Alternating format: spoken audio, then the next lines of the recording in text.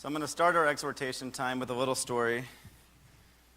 In full disclosure, I just got clearance on this morning. I didn't tell my wife I was going to tell this till like 7:30 this morning, but here we go. When me and my wife were dating, she moved down to Long Beach from here, from Watsonville, to go to Cal State Long Beach so we could live in the same area. I'm from Southern California. So she was 18, I was 21. And this was great for me. This is the first time we were ever living in the same area, right? And so we would hang out all the time. We thought we were busy, but we actually had a lot of free time in college, and we'd just kind of hang out. And we went, we'd hang out during breaks. We loved our church, spent a lot of time at church. We even took a class together. But one thing was very apparent after a semester or so. I was cheerfully going to Cal State Long Beach, cutting class when I could, well, a lot of times, and writing whatever the professors wanted to hear in the papers so I could get through.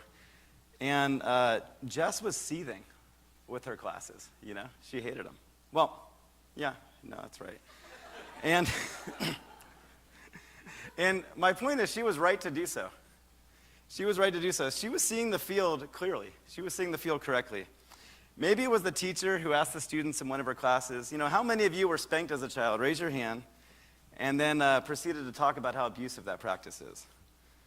Maybe it was another class where a professor boldly stated that no one should get married young, no one should get married in their 20s, while Jess is sitting there at 19 with an engagement ring on, Maybe it was the third professor who extolled the virtues of living together before marriage while having to sheepishly admit, well, none of the research bears this out, but I just think it's a good idea, right? And there's countless other stories. The point I'm trying to make here is Jess, my wife, was buying none of it. And in hindsight, 15 years later, I guess, 20, I don't know. In hindsight, after spending the best part of the last 10 years hanging out with my father-in-law, this makes perfect sense, right? This makes a lot of sense. Of course, Jess couldn't suffer fools, right? She had been raised in a home that was thoroughly and explicitly Christian. She was seeing the field correctly. She was seeing the world for what it was. And today in our lectionary reading, that's actually what we're going to hear about. So Kevin's going to come up here in a few minutes and read the story of David and Goliath. It's a story that most people hear when they're young if they're raised in the church. And in the text, in 1 Samuel, David has this same response. He has the same worldview. When all of Israel is cowering in fear at Goliath, this 8-foot giant, the most fearsome warrior, this person who will destroy them, David is not scared. He's incredulous. He's not scared, he's incredulous. He says, who is this guy? Who is this uncircumcised Philistine that comes and mocks the armies of the living God?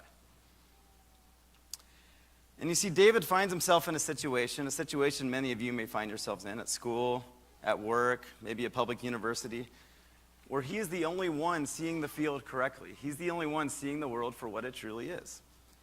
And it didn't really matter how plausible everyone around him seems to be, how knowledgeable the experts were, how real the danger seemed to be. That guy over there, Goliath, he's actually the crazy one. He's standing and mocking the living God. The people around me that are afraid, they're wrong. They have a view of the world consumed by a fear of man. David sees a man who defies our God and says, that guy's in trouble, not me. David had a mind that was consumed by God. Everyone around him thought he was crazy. Everyone around him could only see one thing, Goliath. They were absolutely consumed with fear. David had a mind and a worldview that was consumed by his Lord. He understood that the fear of the Lord is the beginning of wisdom. And that, I think, is the lesson. We need Christian hearts, we need Christian eyes, and we need Christian homes. Cultivate a mind that is consumed by God. Lead your household in the discipline and instruction of the Lord.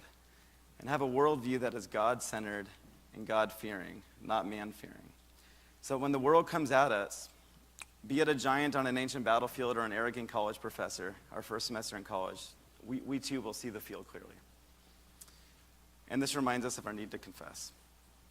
Our scripture of confession today is Romans 3:23. For all have sinned and fall short of the glory of God. So let us worship and bow down. Let us kneel before the Lord, our God, our Maker.